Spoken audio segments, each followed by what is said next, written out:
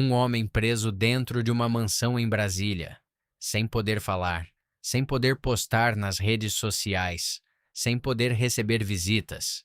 E mesmo assim, em menos de uma semana, conseguiu criar uma das maiores crises políticas do bolsonarismo, contra o próprio filho, contra a própria esposa e contra o futuro que ele mesmo passou anos construindo.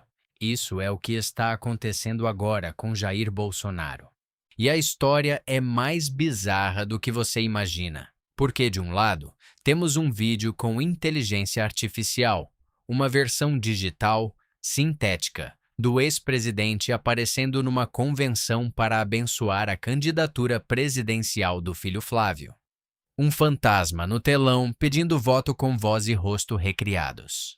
Do outro lado, temos o mesmo Bolsonaro, nos bastidores, mandando recados a aliados de que a esposa Michele é incontrolável, não tem inteligência emocional, não sabe perder, não deveria ser candidata. E no meio disso tudo, um ministro do STF colocou uma pergunta no centro da mesa que não tinha resposta boa. Você autorizou esse vídeo ou não autorizou? Seja qual for a resposta, alguém da família ia sair queimado. E sabe o que aconteceu? Jair escolheu se salvar e jogou o filho na fogueira. Fica comigo, porque essa história tem camadas que a maioria das pessoas ainda não viu. Era sábado, dia 25 de julho de 2026. O Partido Liberal reuniu sua convenção nacional em São Paulo para fazer algo histórico: oficializar a candidatura de Flávio Bolsonaro à presidência da República, o filho mais velho do ex-presidente, senador pelo Rio de Janeiro, subindo ao palanque como herdeiro político do pai. Só que o pai não podia estar lá. Jair Bolsonaro está preso em prisão domiciliária, cumprindo pena de 27 anos e 3 meses por ter liderado a tentativa de golpe de Estado depois de perder as eleições de 2022 para Lula. Depois de meses na Papudinha, o complexo penitenciário de Brasília, ele conseguiu a transferência para o regime domiciliar por razões de saúde, broncopneumonia grave, internações repetidas, estado clínico incompatível com o sistema carcerário comum. A decisão veio em março de 2026, com base em pareceres médicos que convenceram até o Procurador-Geral da República. Mas estar em casa não significa liberdade política.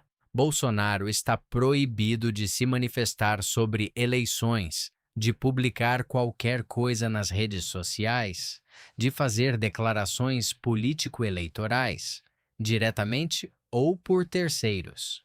E as restrições foram ficando mais rígidas a cada descumprimento. Em 11 de julho, Flávio divulgou uma carta escrita pelo pai com declarações eleitorais claras. Moraes puniu. Visitas gerais suspensas por 30 dias. Flávio especificamente proibido de visitar o pai por 90 dias. 2 semanas depois, o PL reuniu a convenção. E aí veio a ideia que alguém no partido achou brilhante. Se o Bolsonaro não pode estar lá em pessoa, que tal criar uma versão digital dele? No meio da convenção, o telão exibiu um vídeo produzido com inteligência artificial. Uma simulação da imagem e da voz do ex-presidente. O rosto dele, o timbre de voz, o gestual. O vídeo até avisava, logo no início, que se tratava de uma simulação criada com inteligência artificial. Mas, depois dessa ressalva, o personagem sintético foi direto ao ponto. Disse estar preso e calado por uma decisão injusta e arbitrária. Chamou Flávio de sangue do meu sangue. Pediu aos apoiadores que recebessem o filho de braços abertos. E encerrou declarando Flávio o futuro presidente do Brasil. Para a plateia bolsonarista presente na convenção, funcionou como combustível. A galera cantou, aclamou, levantou as bandeiras. Era exatamente a imagem que o PL queria.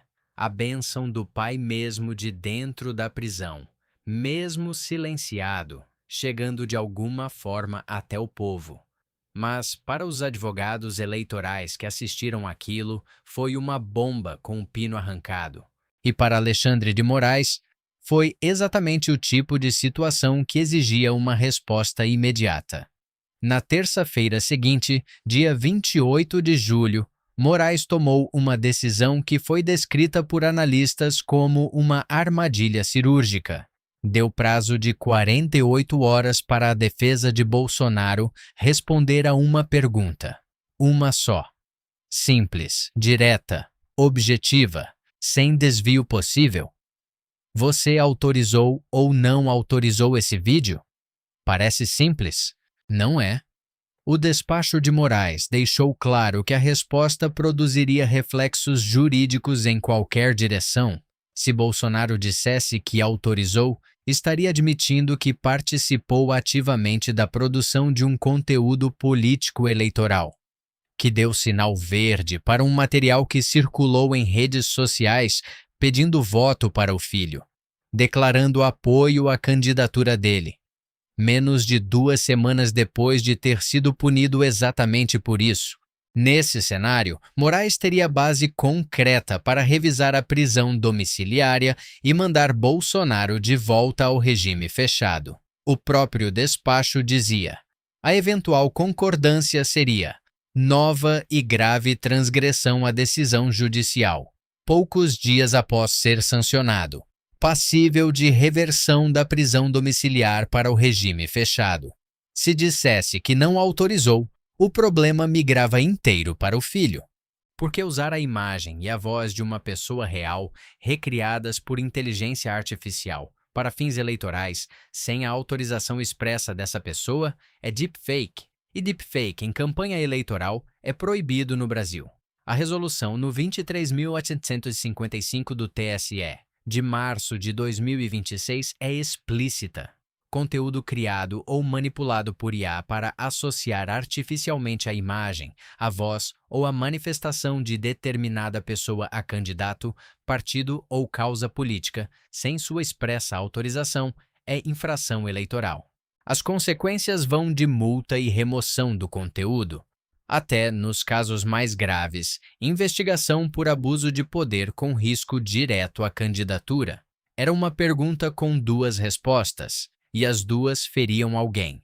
A questão que todo mundo esperava ver é qual dos 2 ia pagar a conta. Mas antes de falar na resposta, vale entender o que estava em jogo além do aspecto legal. Porque aqui a dimensão política é tão importante quanto a jurídica. Flávio Bolsonaro foi lançado candidato à presidência numa convenção que dependeu de um vídeo de inteligência artificial para funcionar como evento de emoção. A candidatura já nasce fragilizada, sem o entusiasmo do Centrão, com o mercado financeiro olhando mais para Tarcísio de Freitas, sem a adesão de partidos como Republicanos, União Brasil e o PSD. Flávio precisa, acima de tudo, passar credibilidade. E agora está com um processo no TSE e uma pergunta aberta no STF ao mesmo tempo. Não é o começo de campanha que ninguém queria. Na quarta-feira, dia 29 de julho, a defesa de Bolsonaro protocolou a resposta no STF. E a resposta foi clara: não. Jair Bolsonaro não autorizou o vídeo. Mas a defesa foi além de uma simples negativa. Construiu um argumento que ao mesmo tempo protegia o pai e tornava a situação de Flávio juridicamente mais complicada. Os advogados apontaram que Bolsonaro sequer teria condições materiais de autorizar qualquer coisa naquele período.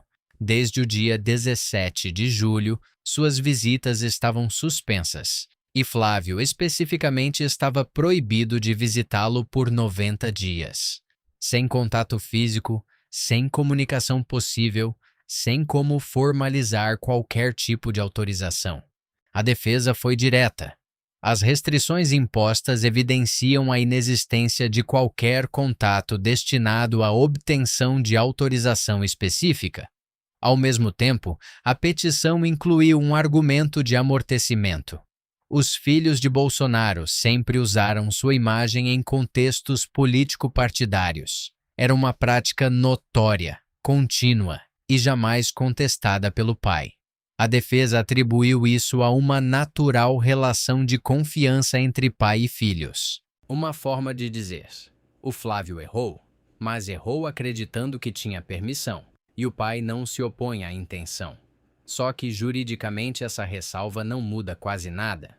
O PT já tinha acionado o TSE com a alegação de deepfake não autorizado. Especialistas em direito eleitoral foram categóricos. O PL responde pela decisão de exibir o vídeo em sua própria convenção, usando sua estrutura e seus recursos. Flávio, como beneficiário direto e inequívoco do conteúdo, o vídeo pedia apoio especificamente a ele. No evento que oficializou sua candidatura, também tem responsabilidade a apurar. A defesa de Flávio contra-argumentou no TSE, dizendo que o vídeo identificava claramente ser uma simulação, o que afastaria a caracterização de deepfake enganoso. Mas isso ainda vai ser julgado?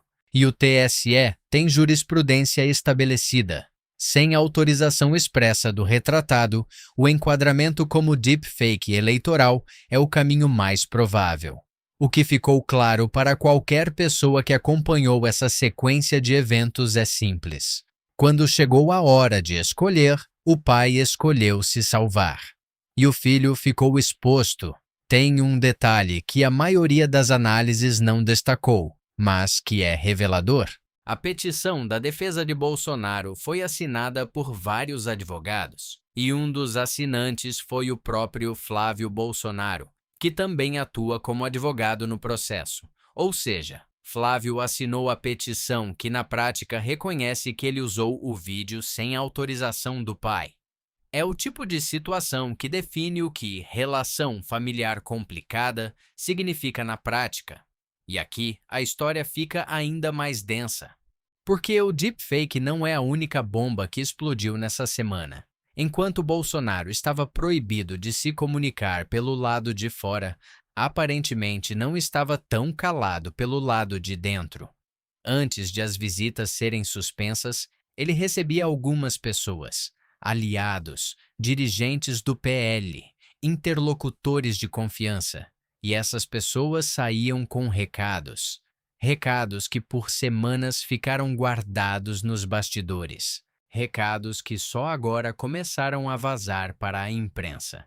O Estadão publicou uma reportagem revelando o que Bolsonaro vinha dizendo nesses encontros, e as palavras usadas por ele para descrever a própria esposa não deixaram margem para interpretação.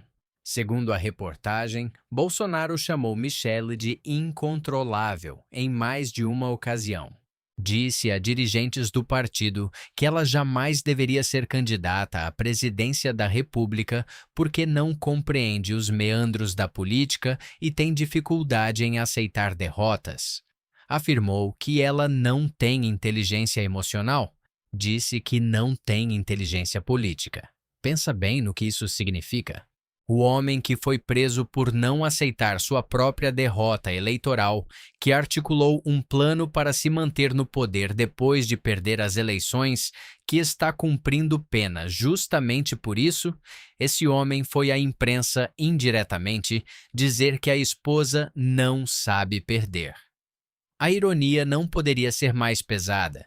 E enquanto ele dizia tudo isso em particular, Michelle estava sendo a principal liderança feminina do bolsonarismo, com base de apoio enorme na militância evangélica, com filas de seguidores em cultos e eventos, com um nome que nas pesquisas chegou a rivalizar com o de Flávio como candidata à presidência e que, em algumas sondagens internas do próprio PL, aparecia à frente do enteado, ou seja, Bolsonaro estava minando nos bastidores exatamente a pessoa que sua própria base queria empoderar. O que deve estar sendo o clima naquela mansão agora? Michelle lendo a reportagem do Estadão. Bolsonaro sem poder receber visitas. Os dois dividindo o mesmo teto, com o mesmo isolamento, com essa matéria circulando pelo Brasil inteiro. Para justificar o que dizia sobre Michelle, Bolsonaro citava episódios concretos para os aliados. Dois momentos específicos em que ela, segundo ele, não aceitou perder e agiu de forma incontrolável. O primeiro foi em 2022, durante a campanha para o Senado no Distrito Federal. Bolsonaro apoiava Flávia Arruda, hoje Flávia Pérez, depois de ter mudado o sobrenome quando o marido anterior, o empresário Ruda, foi preso por desvio de mais de 200 milhões. Depois, ela casou com outro empresário que também acabou sendo preso, ligado ao escândalo do Banco Master, cuja tentativa de ser vendido ao Banco de Brasília com dinheiro público chegou a ser chamada de roubo de 60 bilhões de reais. Pois bem, essa era a candidata que Bolsonaro queria no Senado. Michele discordou. Não apenas discordou, foi às ruas fazer campanha abertamente para Damares Alves, a ex-ministra da Mulher, dos Direitos Humanos e da Família. Apareceu em eventos, pediu votos, mobilizou a base. O resultado: Damares foi eleita senadora. Flávia Arruda ficou em segundo. Do ponto de vista objetivo, Michele venceu. A candidata dela ganhou. E Damares, eleita graças ao apoio da ex-primeira-dama, tornou-se uma das principais aliadas de Michele. E é ela, hoje, quem está tentando mediar a briga com Flávio.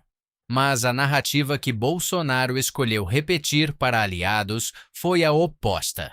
Michele não aceitou perder. Não obedeceu. Foi incontrolável. Como se a desobediência fosse o problema, não o resultado. Como se ela tivesse errado por ter um posicionamento próprio, independentemente de quem saiu vencendo.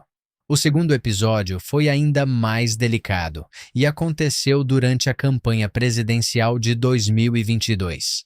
Em meados do ano, Michele decidiu que não ia mais aparecer nos comerciais de campanha do marido na proporção que a equipe queria. O PL tinha 40 comerciais planejados. Michele apareceria em 10 deles, 25% do total. A intenção da campanha era ampliar isso, talvez até metade dos anúncios, em alguns deles só com ela e sem Bolsonaro.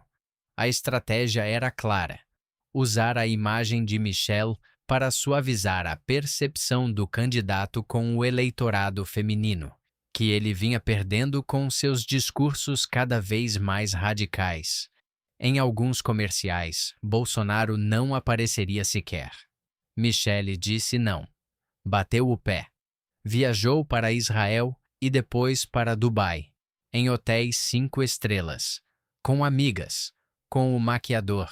Bolsonaro ficou sem ela por um período. Depois de algumas semanas, ela voltou e mudou de posição, participando da campanha. Bolsonaro passou a usar isso como exemplo de desobediência, mas o que ele chama de não aceitar perder é, na verdade, outra coisa. É uma mulher que tinha posição própria, que recusava funcionar como acessório político, que saiu ganhando nas 2 vezes que enfrentou o marido numa disputa interna. E isso, aparentemente, é algo que ele nunca conseguiu digerir. A crise atual entre Michele e Flávio tem uma raiz mais recente, e ela tem um nome improvável no centro: Ciro Gomes. Desde o final de 2025, quando o PL começou a articular alianças para as eleições de 2026, o diretório do partido no Ceará, presidido pelo deputado André Fernandes, costurou uma aliança regional com Ciro Gomes para enfrentar o governador petista Eumano de Freitas na disputa pelo governo estadual. A lógica era pragmática. O Ceará é um estado dominado pelo PT há décadas. Lula venceu em todos os 184 municípios cearenses em 2022, e qualquer candidato com chance real de mudar o jogo precisaria unir as forças da oposição. Ciro, que odeia o PT com toda a intensidade conhecida, era o nome com mais cacique político para fazer essa disputa. Michele foi às ruas dizer que não. Em público, no lançamento da pré-candidatura do senador Eduardo Girão ao governo do Ceará, ela foi direta. Fazer aliança com um homem que é contra o maior líder da direita? Isso não dá. Ponto final. Sem rodeios, Flávio foi na direção oposta. Apoiou André Fernandes, disse que a decisão tinha o aval do pai. Acusou Michele de atropelar a vontade de Bolsonaro. A crise se instalou como uma fratura. De um lado, a madrasta, do outro, o enteado. Cada um dizendo que representa o que Jair realmente quer. A humilhação para o campo bolsonarista é grande, porque Ciro Gomes chegou até a véspera da aliança xingando o próprio Bolsonaro em entrevistas. E mesmo depois de fechar com o PL no Ceará, deixou claro que não vai apoiar Flávio para presidente. André Fernandes confirmou: o acordo é exclusivamente regional, sem nenhum compromisso nacional. Flávio topou uma aliança que não vale nada no plano nacional, perdeu o apoio de Michele no processo e ainda acabou com Ciro chamando o pai de ladrão até semanas antes de assinar o acordo. Foi essa crise que levou Michele a sair da presidência do PL Mulher no final de junho, que levou Flávio a acusá-la de humilhação em uma conversa por telefone, que levou Michele a gravar um vídeo público detalhando o conflito e a anunciar que já revelou quase tudo sobre o enteado. Uma frase que aliados leram como ameaça direta de que ainda tem munição guardada. Especialistas eleitorais compararam a situação ao caso Pedro Collor, irmão de Fernando Collor, que usou a imprensa para fazer denúncias contra o presidente que antecederam o impeachment de 1992. Valdemar Costa Neto, presidente do PL, chegou a citar essa comparação diretamente nos bastidores, preocupado com o que Michele ainda pode revelar.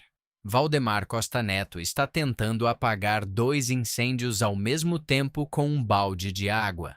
De um lado, precisa de Michele candidata ao Senado pelo Distrito Federal. É uma vaga estratégica. A eleição para o DF tem 2 cadeiras em disputa em 2026, e o PL quer as 2.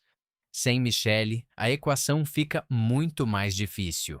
E uma Michele que desiste não apenas enfraquece o partido, libera os votos dela para outras candidaturas, inclusive de adversários. Do outro lado, precisa que Flávio siga em frente na corrida presidencial sem mais escândalos que espantem o eleitorado moderado que o partido precisa conquistar para ter chance no segundo turno. Na terça-feira, dia 30, Valdemar e Michele se reuniram a portas fechadas na sede do PL em Brasília. Não chegaram a um acordo. Michele saiu sem confirmar candidatura. Sinalizou que pode manter as críticas a Flávio. Avisou que não vai participar de eventos organizados pelo enteado e esvaziou um deles, um encontro com mulheres organizado por Flávio justamente para tentar reparar a imagem dele com o eleitorado feminino. Sem Michele, o evento perdeu o sentido que deveria ter. Damares Alves, a mesma senadora que Michele ajudou a eleger em 2022 contra a vontade de Bolsonaro, está atuando como mediadora principal. Foi ela quem convenceu Michele a não se desfiliar do partido depois da crise com Flávio. Está trabalhando nos bastidores para reduzir a temperatura, mas pessoas próximas à família reconhecem que uma reconciliação real antes das eleições de outubro é improvável. A ferida está funda demais. E enquanto isso, do outro lado do campo político, o PT está usando cada capítulo dessa novela. A ação no TSE cobra responsabilidade pelo deepfake. A pressão no STF mantém a discussão sobre o regime prisional de Bolsonaro. A cada descumprimento das cautelares, as restrições aumentam e o ambiente fica mais hostil para a família. A candidatura de Flávio já nasce em terreno movediço. Não tem o entusiasmo do Centrão. O Republicanos de Tarcísio dificilmente vai fazer aliança. O União Brasil foi com Ronaldo Caiado. O PSD tende a caminhar com Eduardo Leite ou Ratinho Júnior. O próprio Ciro Gomes, que o PL ajudou no Ceará, disse que vai apoiar Caiado ou outro nome, qualquer coisa menos Flávio.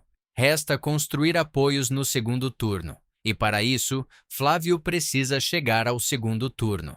A sombra que paira sobre toda essa estratégia tem nome e endereço. Tarcísio de Freitas, governador de São Paulo, era o favorito do mercado financeiro, do Centrão e de boa parte da mídia para enfrentar Lula. Ficou de fora porque não se desincompatibilizou do cargo a tempo para a convenção do PL. Mas a candidatura de Flávio precisa sobreviver meses de campanha sem derreter nas pesquisas. E qualquer sinal de que Tarcísio poderia entrar no páreo vai pressionar o campo conservador a recalibrar suas apostas. Então, o que restou dessa semana? Restou um ex-presidente que se salvou jogando o filho em uma enrascada jurídica com o TSE. Restou um candidato à presidência que lançou sua campanha histórica com um deepfake que agora é investigado pela Justiça Eleitoral. Restou uma ex-primeira-dama chamada de incontrolável e sem inteligência pelo próprio marido, e que, por ironia do destino, venceu as duas disputas concretas que ele usava para criticá-la. E restou uma família em que cada membro está tentando se salvar à custa do outro. Em público, às vésperas de uma eleição presidencial em que todos eles precisariam estar alinhados para ter alguma chance real.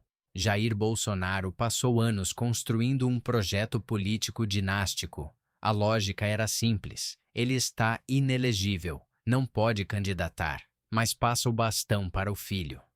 A família vira a candidatura. A militância recebe o herdeiro. O legado continua vivo. E de dentro da mansão, mesmo sem voz oficial, Bolsonaro seguiria sendo o poder real por trás do trono. Só que o projeto esqueceu de um detalhe fundamental. Para uma dinastia funcionar, a família precisa se falar. Precisa de um alinhamento mínimo. Precisa que a rainha e o príncipe herdeiro estejam no mesmo lado. E nessa mansão em Brasília, com visitas suspensas, com o filho proibido de entrar, com a esposa sendo descrita como incontrolável em reportagens de jornal, com o pai assinando documentos que expõem o filho no STF. Parece que ninguém está se falando direito faz bastante tempo. A pergunta que fica no ar depois de tudo isso é simples. Quando chegar outubro, quem da família Bolsonaro ainda vai estar de pé? E do lado de quem?